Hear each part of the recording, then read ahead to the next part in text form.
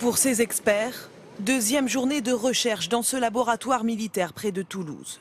Objectif, faire parler le flaperon, ce morceau d'aile retrouvé à La Réunion. Aujourd'hui, il semble ne plus y avoir de doute, il provient bien de l'avion disparu. Les enquêteurs étudient le débris dans ses moindres détails. Est-il déformé à cause d'une explosion en vol? S'est-il désintégré au contact de l'eau? L'état de la pièce pourrait livrer de précieux indices.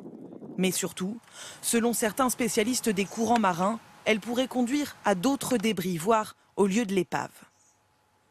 On connaît la date à laquelle la pièce est arrivée sur l'île de la Réunion et on peut remonter le temps, remonter les courants jusqu'à déterminer une zone potentielle de disparition de l'avion.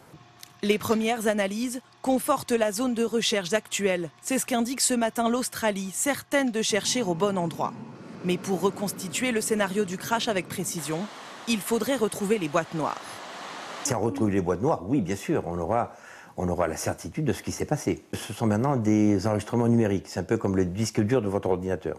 Ce sont des boîtes, si elles ne sont pas abîmées, qui sont étanches, donc des années après, vous pouvez les analyser. Encore faudrait-il que les boîtes noires soient un jour localisées. Elles n'émettent plus aucun signal et la zone de recherche est immense, 120 000 km². Dans le cas du Rio Paris, disparu en 2009, la zone était 7 fois moins grande et il a fallu 2 ans pour retrouver les boîtes noires.